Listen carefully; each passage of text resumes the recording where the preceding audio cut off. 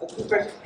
Are there forums for kids to learn from each other beyond like competitions, like meetups or something where they can help each other get better? Yeah, so this is a good question. What has to do with where can kids get to know each other, learn more, kind of just like form a little social group almost. So the best place to do that is the WCC Discord. So Discord is like this. It's kind of like Slack but for like kids. Honestly, it's Slack but better to be honest. That Discord is linked in every single competition we have. I think it's under the tab called West Coast Cubing Community. I will say you do need to be 13 years of age because that's Discord's terms of service. But yeah, that's a good place. There are like Facebook groups as well. Sometimes there are meetups that happen from time to time. I know Calvin was talking about doing some meetups in South Bay and other places as well that we may start up at some point. But yeah, there's a lot of online stuff. Also the WCA forums. I think there are some region-specific things that people can. Oh, there's an NorCal one. There you go. So that's also a good place for people to find. Yeah, I don't know if Manu mentioned the two, but obviously if you're wanting to improve on cubing, YouTube is a valuable resource. I you might have mentioned that. But we also have a new website. Did you mention? Yeah. We have a new website. It's literally called westcoastcubing.com. And yeah, if there's anything we do that's beyond the WCA2, we'll post it on there. And the other thing on there, we also get a ton of questions about, I want to win a competition, how can I win a competition? There's a bunch of contact forms on there. Send it there, that we'll be able to see it on the website, westcoastcubing.com. There's actually also information about all of us on there, so that's also pretty cool too. Yes, check out, it's brand new. There's more to be added to that soon. Question. How do you become a delegate? Okay. This is really great. Answer this question legitimately. So the question is, how do you become a delegate? And this is a question that does get asked a lot. And actually, back in the day when I was becoming a delegate, if you asked that question back in the day, you were like on a list, like you would not become a delegate. That's no longer the case anymore, so you don't need to worry. Generally speaking, you can become a delegate in most areas if you become very involved in the organization side, trying to organize competitions, help out staff all the time, and generally show that you are not just capable but interested in helping. That does mean that sometimes it's a little difficult to get in because okay, well, I want to get involved with organizing comps, but maybe the NorCal schedule is booked out, or maybe this or that. So again, just try to get involved any way you can, and eventually, if you're interested, bring it up with us. But, definitely try to make it known that you are willing and able to help out quite a bit. We also, generally speaking, only accept delegates if they are 18 years or older for legal reasons. We do have one exception to that rule right now. We also thought he was a little older. So but that's the basic situation. There's no real formal process right now, and that might change. In the next few years, this could all change. It could be that maybe there's an application somewhere. But as of right now, that's kind of how it works. Good question. We have a question here. It's actually a good question. Okay, so we came out from San Antonio, and so my son's done a couple of tournaments in Texas, but we keep having to go to Dallas or Houston. And we're trying to figure out how do we get a tournament in San Antonio. So I'll answer this one as well. So I know that in San Antonio, well, in Texas in general, it's a huge place, and so there are, I think, 4 or 5 active delegates there right now, but they all live in the same place. I think the ones that are willing to travel the most is Michael Connor. He's a great guy. I would reach out to him. Michael Connor is new to the area, but he's taken over. I think he's the current region lead for that area of the United States. So I would reach out to him. So you can find delegates' emails on they're not their personal ones, but their WCA email on the delegates page.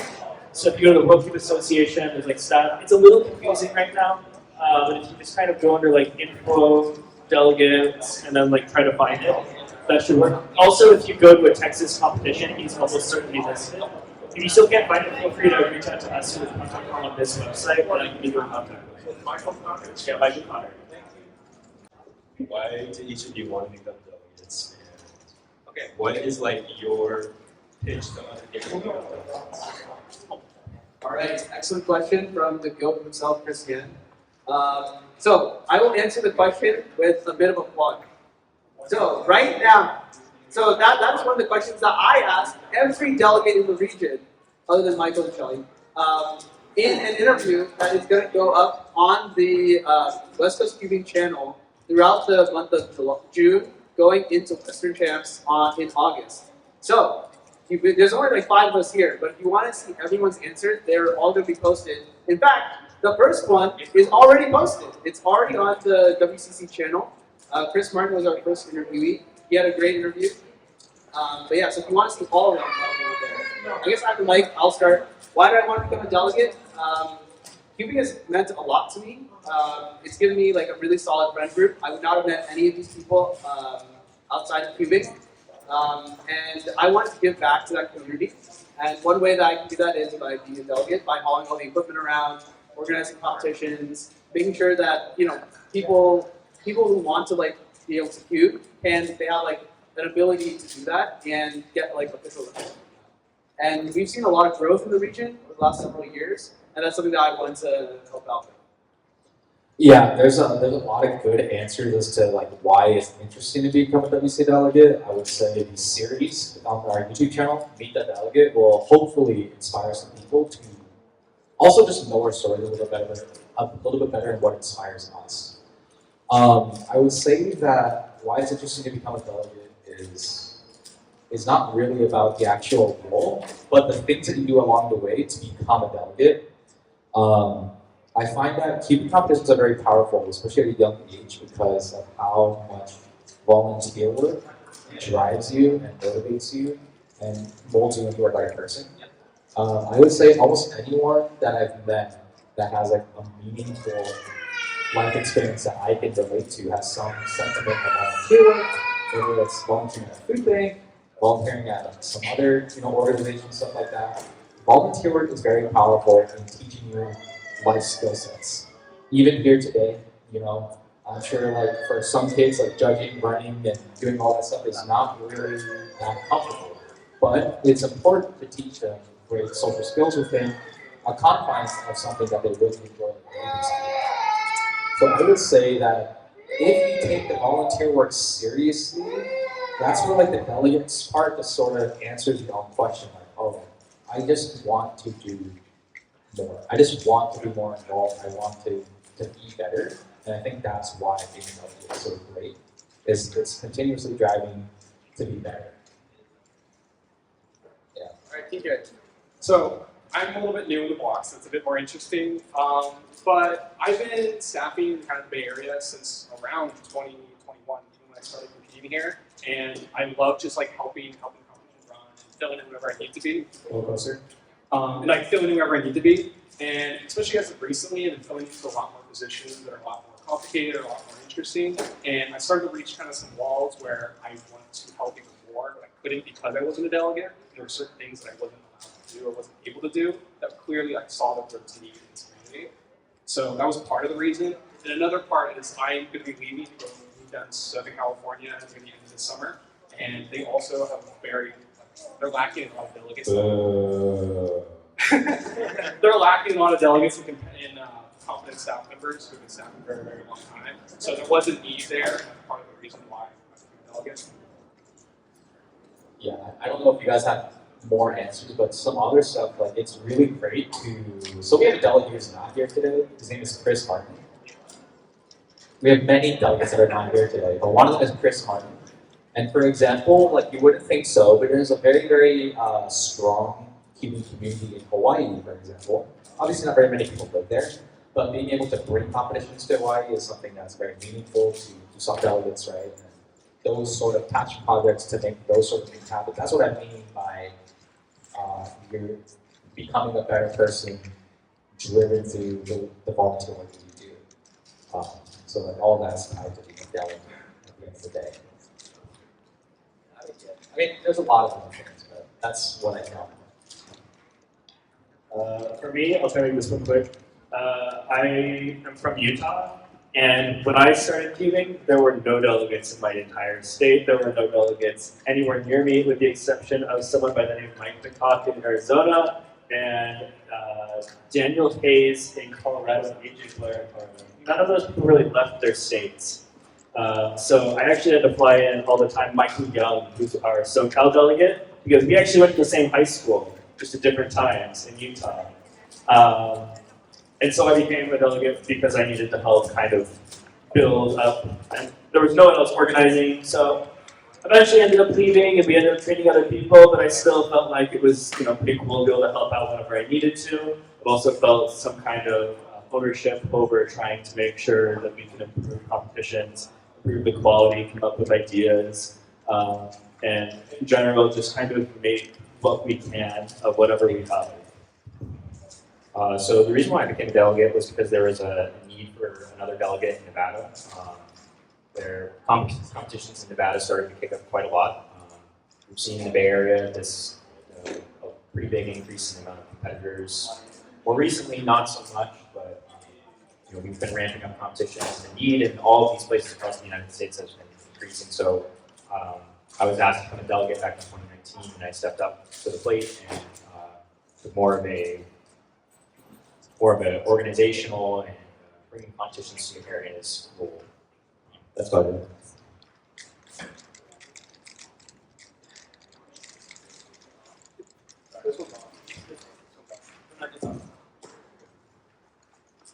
Similar to Mitch, SoCal wanted more help, and they asked me if I wanted to become a delegate, and I said this.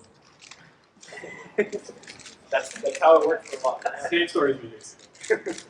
We're always looking at people who are helping organize or helping staffing and also organizing and saying, do we want this person to be a delegate here soon?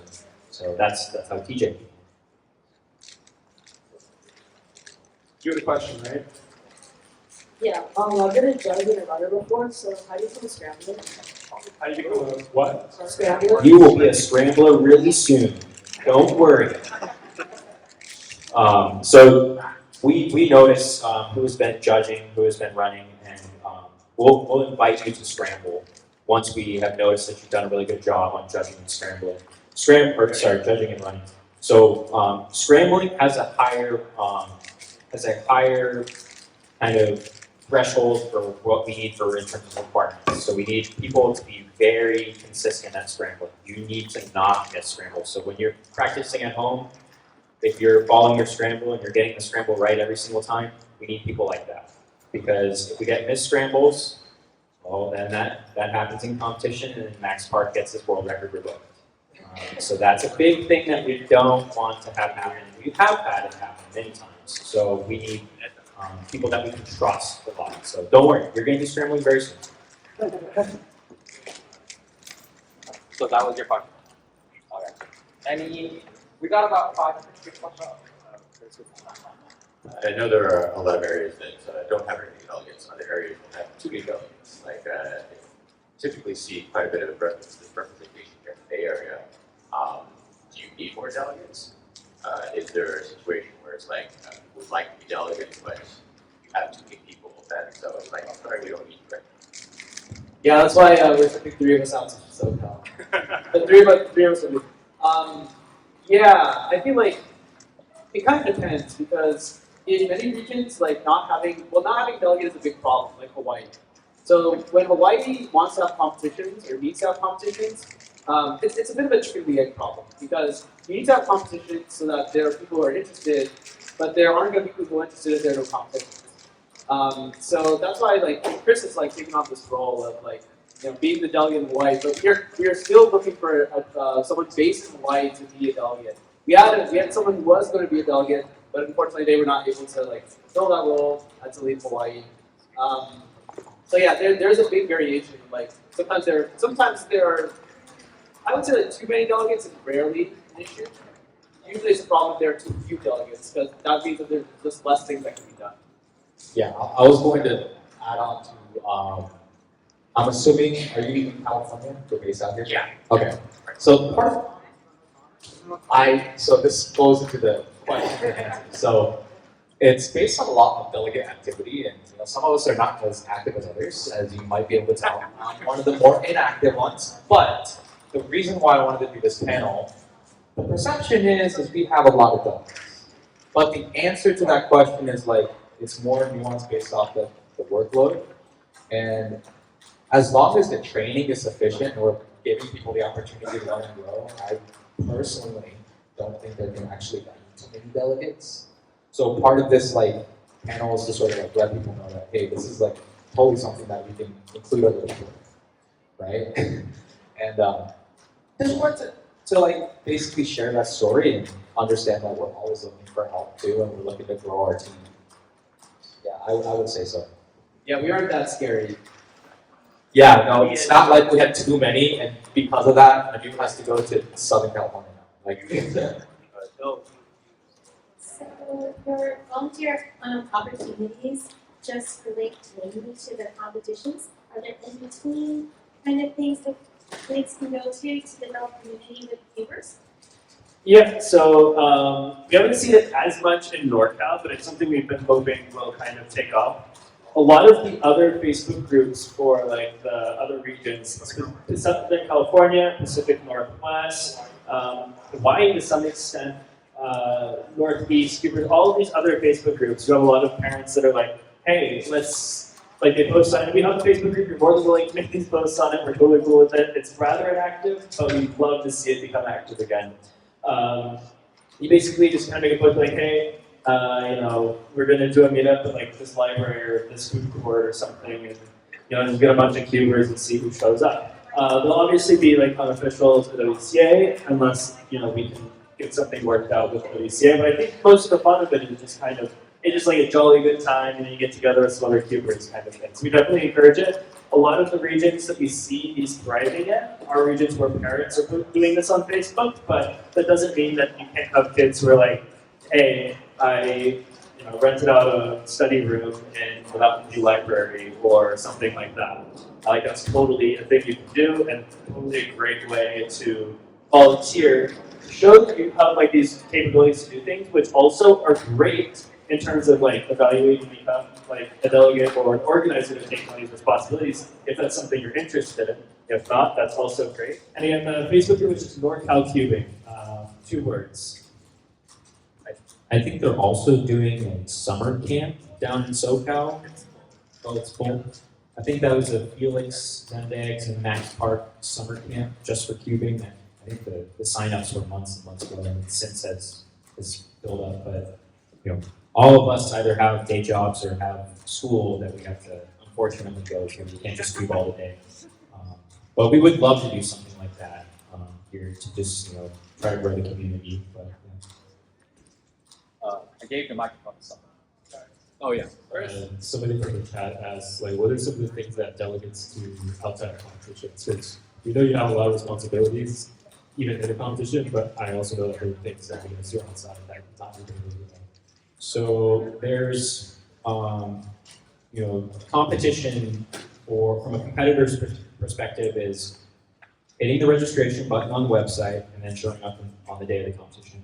Obviously, you're going to practice a whole bunch in between those times, but the delegates and as well as the organizers have to do a lot of preparation work and then a lot of work after the competition as well as doing a whole bunch of work before during the competition. So the work before the competition usually starts out by either identifying organizers. So let's say you have a competition or you have a venue at your school, you have a venue that your work can give, or you found just some venue that's in the community that's feasible and it's not too expensive. Reach out to the delegate.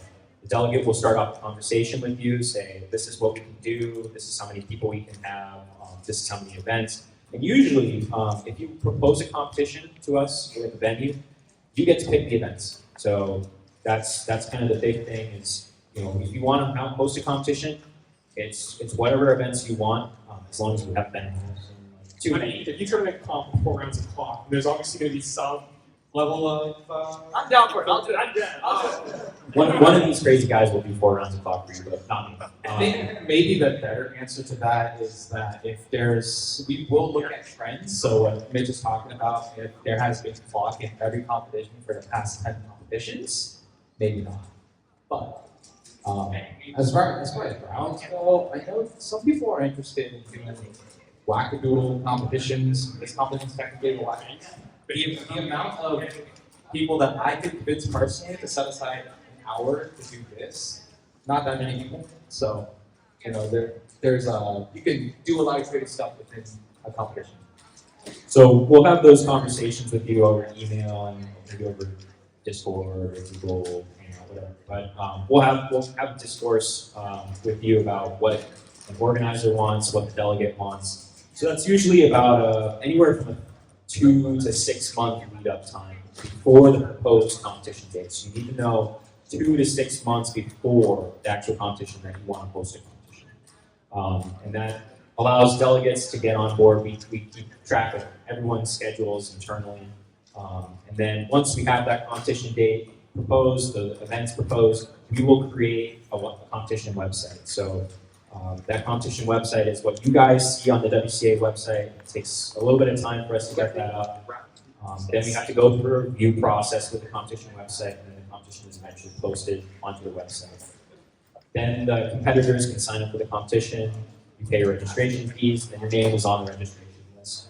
After that, once the registration list fills up, we wait for the competition date. We have to generate a couple of things for the competition. One of the things is all of these scorecards that you see that we use throughout the competition that go on the boxes. We also have to create the name tags.